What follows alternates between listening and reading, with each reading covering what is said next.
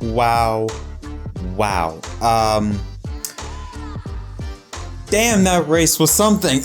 I will say, for the most part, if you look at the actual race itself, this was an awesome race. This was the best race NASCAR has had in months in terms of racing that went without any issues.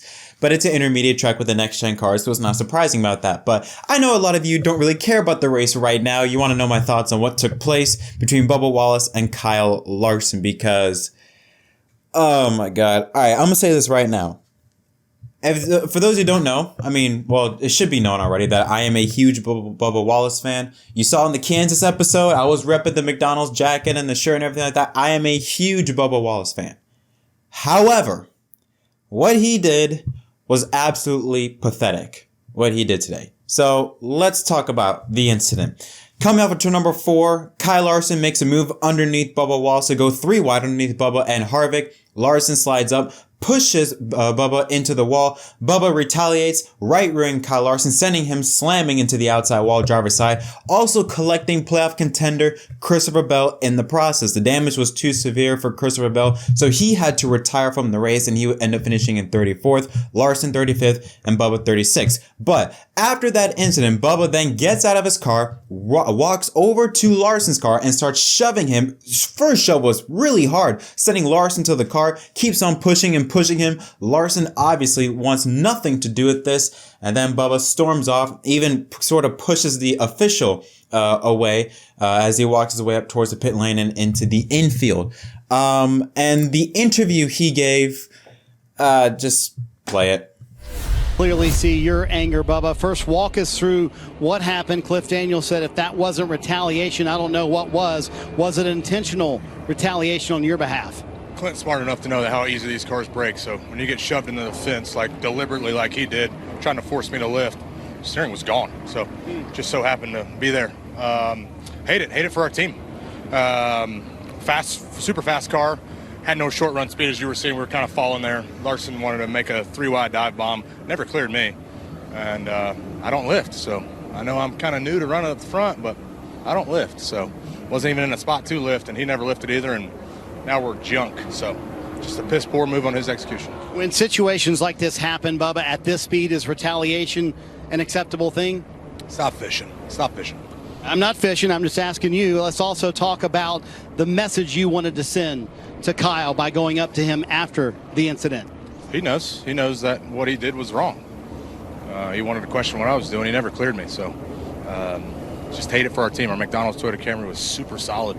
Just needed to find a little bit on the short run, get the balance where we needed it, and it would have been just like Kansas, but now that car's junk. There's always unintended consequences when something like this happens. Christopher Bell was a part of that, clearly a Toyota teammate and a playoff driver. Your reaction to that?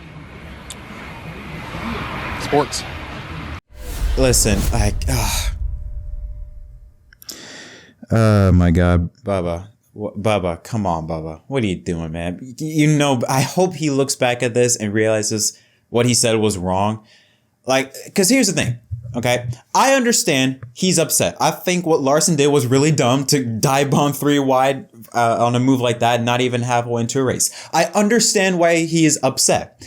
I also don't have an issue with Bubba shoving Larson the way he did. I don't have an issue with that either. I don't even have an issue with him retaliating. But it was how he retaliated that I have a big problem with. Right hooking someone is a big no-no, especially at a track like Las Vegas when they were racing at that time over 150 miles an hour. You cannot do something like that. It would have been better off if you would have waited till turn number 1, maybe get into Larson's left rear corner panel and get him sideways. That would have been a better option. Turning him to the inside rather than just launch him straight to the outside wall. That would have been better than just doing what you just did. What he did was a complete no-no. And I don't care. Same thing happened with Noah Gragson at Road America. Carson Husafar, I think, was at IRP. I think what Justin Haley did at Pocono, I think, was with Riley Herbst. Right hooked him. Every single situation like that is a big no-no, right? I'm going to be consistent. Big no-no. You just don't do that. And the interview, it was just not classy at all. I mean, even tried to instigate Marty with saying like, stop fishing. It wasn't fishing. You wrecked him. I mean, there was no fishing whatsoever. You wrecked him. He's not fishing. I mean, I understand he's a reporter. He's going to try and get everything out of you, but still, he's not fishing. He's just stating facts. You wrecked him. He said something about him maybe having a steering issue. Could that be the case? Okay, fine. Maybe. I don't know. I'm not going to judge what he's saying, but I mean, it'll be very, very difficult to look at that and say, oh, it wasn't intentional. One thing I want to bring up is the fact that many people mention that with the next-gen car, especially nowadays with the safety issues. The reason why I'm going to let that slide a little bit is because when you're a race car driver, especially in the heat of the moment, I don't think you're thinking about safety issues. Now, don't get me wrong. The fact that it is very ironic that the former driver of the 45 car retired just yesterday because of a concussion. For you to then send the driver to the outside wall, driver's side, is just not a good look, man. And again, this comes from a Bubba fan, but bro, what the hell? Like, you could have handled that so much better. You did just anything could have been better than what you just did. How you conducted the interview, it would have been better off if you just said, listen, I admit it. Yes, I wrecked him. It was stupid of me to wreck him in that situation. If you would have just said that, it would have been so much better than the interview he gave where he tried to deny it and try to blame it on a steering issue and trying to, call out Marty Reed for fishing, even though he wasn't fishing. But man, I will say this though, with Kyle Larson, he handled that with a lot of composure. Because of the way Bubba was shoving me, we would have had a fight. The way he was getting shoved like that, because the first shot that Bubba shoved Larson into the car, to the left side of his car, that was a pretty good hit. And I'm surprised Larson didn't swing back at him. And even during the interview, in Larson's interview, he even said like, hey, listen, I don't blame him for getting mad at me. He said he doesn't even blame him for, shoving him. He would have rather shoved him and do all that stuff than wrecking him. So shout out to Larson. He showed a lot of composure. Now, another thing I want to bring up before we move on. Now, I am very disappointed in Bubba for his actions. Some people are taking this way too far. Some people are treating this as if Bubba is the first person to ever do something like this. Earlier, I just mentioned numerous examples about drivers wrecking other drivers and right-rearing other drivers. It's not new. Bubba ain't the first. Bubba ain't the last. To try and make it out that what Bubba did is the worst thing that's ever happened to NASCAR is ridiculous. It was an on-track incident. Yes, it happened. Yes, he shouldn't have done it. But that is it. All right. To take it to a level, the way I've seen on social media is just ridiculous. And that I just want to point out because I saw a lot of people on social media, because it is Bubba Wallace, takes it way too far than what it needs to be. But now here's a question. And it's going to be two-part questions. First, talk about what is going to be the response from NASCAR. Now, NASCAR did not call Bubba Wallace to the hauler. I don't know if they did it for Larson, but they did not call Bubba Wallace to the hauler. They will review the incident. Personally, I think Bubba should be suspended. At least a race. I think just one race. However, if we're going to judge by the consistency of NASCAR, more than likely Bubba Wallace will just be handed a hefty fine and maybe a points fine. That'll be it, or a points penalty. That'll be it. Because he's Bubba Wallace. Perfect example, 2012, Jeff Gordon. What he did should have been granted a suspension, yet he was only fined, I think, $100,000. Why? Because he's Jeff Gordon. What people need to understand, NASCAR, it is a sport, but it's also a business. Say what you want about Bubba Wallace. Whether you love him or you hate him, he is one of the most popular figures in the garage. Okay? He brings out the most reaction. He probably brings out the most amount of money in terms of merchandise in a race weekend by a driver. Not the most like Chase Elliott, but one of the top drivers. A driver like Bubba Wallace and his stature and his status throughout the NASCAR field, NASCAR ain't going to sideline him. They ain't going to take him out. There are a lot of people that are watching NASCAR because of Bubba. They're not going to take him out. You also have to think about it if you look at previous instances with Carson, with Noah. Those drivers, they wrecked other drivers on purpose, yet they weren't suspended. They were just either penalized and or penalized with a fine and or suffered a points deduction. If you're going to go by consistency, Bubba Wallace will not be suspended and will just have a heavy fine. Do I think he should be suspended? Yes, I think he should be suspended for a race. I don't think he should be suspended for the rest of the season. And this is not, although it is shocking, it's not something that has never happened in NASCAR where it's just like, oh my goodness, unbelievable. It's happened before. I think a lot of people are taking the situation and blowing this way out of proportion. This is a big deal, and he should be penalized heavily for this situation. And I will support a one race or even a 2 race fine. But some people are going way, way overboard by saying he should be fired, he should be this and that. It's like, calm down, all right? This situation has happened in the past. Let's just calm down. Situations like this is where I think hopefully this will give Bubba a reality check. Because one of the things that we love about Bubba, or at least what I love about Bubba and his fans, is his emotion. He wears his emotion on his sleeve. But in order to, if you want to be a champion in the series, you have to learn how to control those emotions. You know, yeah, Larson, you know, yes, Larson put you in the wall. I understand you're upset, but your car wasn't totaled. You could have still continued on. Josh Berry yesterday had a very similar situation happen to him, and he came back and won the damn thing. It wasn't the end of the world. And at the very least, okay, maybe let's say he probably broke in a right rear toe link. All right, fine. Maybe you probably would have finished 11th, 12th place. I mean, he had a fast car. Bubba won stage 1. He had a fast car. You could have, everything would have been fine. If you want a payback, fine, but like, really? Because not only did you take out Larson, you also took out a Toyota driver racing for a championship in Christopher Bell, but you also took yourself out, which, by the way, that car won Kansas.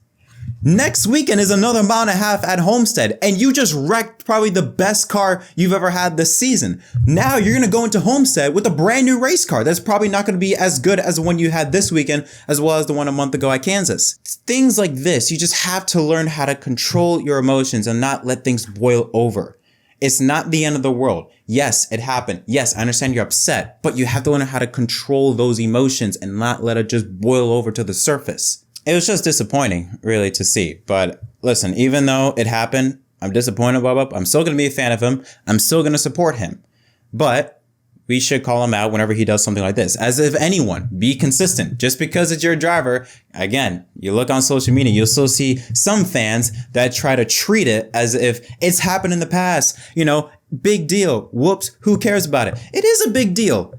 Yes, it's happened in the past, but that doesn't mean it makes it right. If 10 people shoot someone, commit murder on numerous people, does that mean it's okay for you to do it? No, it's still wrong. It's still not right. You still should not right rear people into a wall when you're going at speeds of over 150 miles an hour. But yeah, when I saw that incident, it just really rubbed me the wrong way. I was just shocked by the incident. Again, I was fine with everything but the move. You want to be mad at Larson? Fine. Perfectly understandable. You want to push, shove, punch Larson? That's also fine. You want retaliation? Fine, but not like that. Like it could have been handled so much better. What I want to know is I'm very curious as to wonder how the team's going to react, how Booty Barker's going to react, MJ, Denny. I won't be surprised if they chew his ass out for that move because, I mean, I know especially Denny Hamlin will have something to say about us and MJ as well, knowing those two personalities and how they deal with things like that. I'm sure they will have a few words for Bubba, but yeah, that's going to be something that I hope Bubba will look back on and realize what he did was wrong. And yeah, as for the penalty, again, I think because he's Bubba Wallace, if he was, let's say, a Todd Gilliland, which no offense, Todd, I think you're a great guy, but if he was a Todd Gilliland, he'd be suspended for probably the rest of the season. But because he's Bubba Wallace and NASCAR is a business, they know that. They're probably not going to suspend it. They're probably just going to give him a major fine and a points penalty, and that's it. But let's talk about the race, shall we? What a race that was. We saw a lot of passing, great side-by-side action, three-wide racing, great restarts, tire wear, pit strategy. We even had a fuel situation where it looked like we were going to go into a fuel mileage run near the end of the race for a moment there, but this race had it all. Chaos, but not too much chaos. You saw a lot of passing, drivers racing in different lanes, multi-groove racing. You can run the top, middle, or bottom, passing for the lead. Different contenders up front. You know, drivers like Reddick and Cindric, and then Bubba on stage 1. Then you saw the fours of Logano and Blaney, Chastain, Suarez. You saw numerous different contenders coming up towards the front. It was awesome racing to see. But in the end, it was Joey Logano, Ross Chastain had a awesome battle to the end. Chastain blocking with all of his might. I thought those two were going to take each other out, but Logano passed Chastain very clean. Very surprised by that. Goes on to win at Las Vegas for his third win of 2022. His 30th career Cup Series victory, but most importantly, locks himself into the championship 4 for Phoenix. So as we take a look at the results, you see Logano, Chastain 1 and 2. Kyle Busch. Now Kyle Busch had a roller coaster day. He spun out earlier in the race, and then not only that, just I think with under 100 laps to go in stage 3, lost a tire, lost the left front tire, came out. That is an automatic 4-race suspension for the crew chief and all that stuff, but still managed to rebound for a 3rd place finish. Nice run for Rowdy. Chase Briscoe in 14th. I don't know how in the world Chase Briscoe finished in the 4th position. He was outside the top 20 virtually the entire day. Was even reporting maybe, I believe it was even cylinder issues, engine problems. Somehow, through pit strategy, all that stuff, he somehow manages to come back in 4th place and was even in contention to win. Denny Hamlin finishes in 5th, started 31st, had a great car, drove his way up towards the field. Reddick in 6th, Truex 7th, Eric Jones in 8th place, AJ Allmendinger 9th, and Austin Dillon rounds out the top 10. Noah Gragson, solid 11th place finish for him. Harvick in 12th, Byron 13th, Justin Haley and Chris Buescher rounds out the top 15. Daniel Suarez in 16th, only able to finish in the 16th position after he spun late in the race. Keselowski, Almirola, McDowell, and Cole Custer rounds out the top 20. Chase Elliott in 21st. His car was just horrible. I don't know still what the issue was with the 9 car, but that car was just awful. 21st for him, Gibbs 22nd, Stenhouse Jr. 23rd, LaJoy and Gilliland in the top 25. Ryan Blaney in 28th. Ryan Blaney had a fast car. He was one of the drivers in contention to us to seem that he could win this race. Unfortunately, in turns 1 and 2, either he lost it, came through the bumps, whatever the case it was, just spins around, backs the car a little bit to the outside wall before sliding down to the inside wall with the right front and the right rear. Takes him out of contention. Austin Cindric finishes 29th after he had, I believe, a flat tire. Middle in the race, wasn't able to recover. And then you see the rest of the drivers, and then the bottom 3, Christopher Bell 34th, Larson and Bubba Wallace 35th and 36th. And here's a look at the playoffs after Las Vegas. Logano in yellow locked into the championship 4 in Phoenix. Chastain plus 18. Elliott plus 17. Hamlin holds the final spot plus 6 ahead of Byron. Minus 9. Briscoe. Blaney minus 11. And Christopher Bell once again in another hole he has to climb out of. Minus 23. And yeah, again, I love this race. It had everything. Passing, pit strategy. You saw a tire fall off, like tire wear in a good way. You saw a lot of comers and goers, drivers in multiple grooves, great restarts. I mean, this race, in my opinion, was better than the one in the spring. And if it wasn't for that Bubba Larson incident, this would have been the race that NASCAR needed. Because since Daytona, just every single race has just been some form of controversy with NASCAR, whether through officiating or rain or parts failing or tires bursting or concussions, injury. Something has always happened since Daytona. And if it wasn't for that Bubba and Larson incident, this race would have finally been a race where it was like, finally, a good race weekend. Nothing happens. We just enjoy a great race.